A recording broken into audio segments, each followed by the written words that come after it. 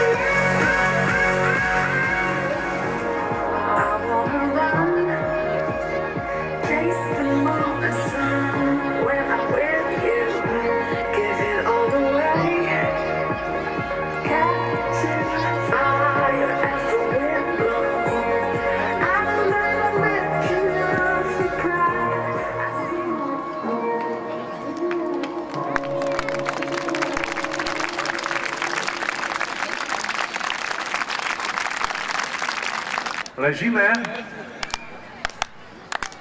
Jakub, ja vidím, že ležia a jeden skáče. Wow, zatiaľ žiaden mŕtvy.